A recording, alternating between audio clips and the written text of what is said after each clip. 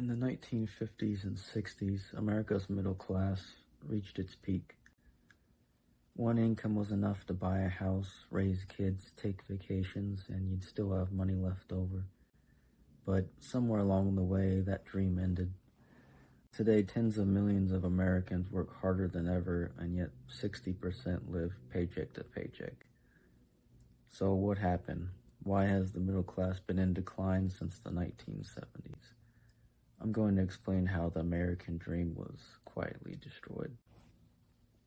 The turning point came in the 1970s. After World War II, wages rose alongside productivity. If workers made more things, they also made more money. But after the early 1970s, that stopped. Productivity went up more than 70%, but wages went up only 9%. The economy did very well, but worker pay barely increased. From the 1940s to 1960s, wages rose alongside productivity. This is now called the peak of American capitalism. But afterward, wages haven't increased alongside productivity. When productivity goes up, the wealth created has to go somewhere, and it did, to the very top. Research by economists like Emmanuel Saez shows that since 1979, the top 1% captured a huge share of all income growth, while the middle class's share shrank. The rich didn't just get richer, they got extremely richer. By the mid-2010s, the top 1% owns roughly a third of all wealth in America, while the bottom half own just 2%. The Gini coefficient measures income inequality. If we look at a graph measuring the Gini index, we could see income inequality increases rapidly since 1980. Another big change is power. In the 1950s, over a third of private sector workers belonged to a union. Unions negotiated fair pay, health benefits, and pensions, and even helped lift wages in non-union industries. But from the late 1970s onward, union membership collapsed.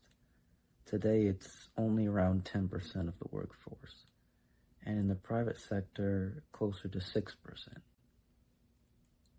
As worker bargaining power fell, corporate profits rose and wages stagnated.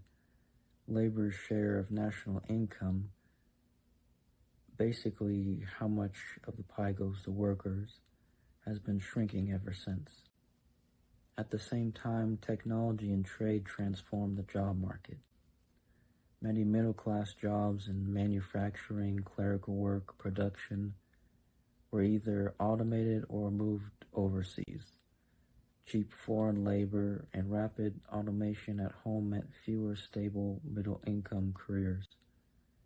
And while new tech jobs appeared, they mostly went to highly educated workers, widening the wage gap even further. So if you weren't in tech, finance, or management, your share of the economic pie kept shrinking. It wasn't just market forces, it was policy. Since the 1980s, tax rates on the highest incomes and capital gains have dropped dramatically. Deregulation loosened rules on Wall Street. Antitrust enforcement weakened, allowing corporations to merge and dominate markets, like Coca-Cola and Pepsi dominating 70% of the beverage industry, which major corporations some may call mega corporations. And with less competition and stronger lobbying, big firms could pay less, charge more, and capture most of the profits. The rules of the game changed, and not in favor of the middle class. Even as incomes stagnated, the cost of being middle class skyrocketed. Since the 1970s, the price of housing, healthcare, and higher education has grown far faster than wages. In many cities, the average home now costs 6 to 10 times the median income, compared to about 2 to 3 times in 1970. tuition and medical costs exploded, leaving families trapped between flat wages and rising bills. So even though your pay may go up, your money doesn't go as far. To keep up, families turn to credit, mortgages, credit cards, student loans. For decades, easy credit masked wage stagnation. You could still buy the house, the car, the college degree, as long as you were willing to go into debt. But that illusion collapsed during the 2008 financial crisis when millions realized they were one paycheck away from disaster.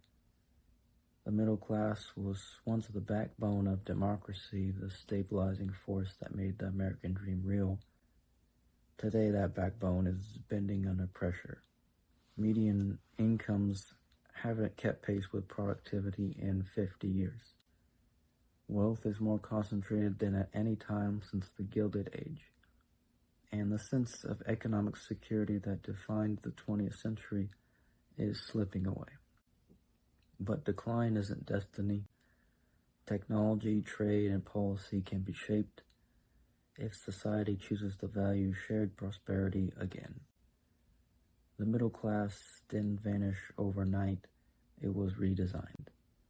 The question now is, who gets to redesign it next?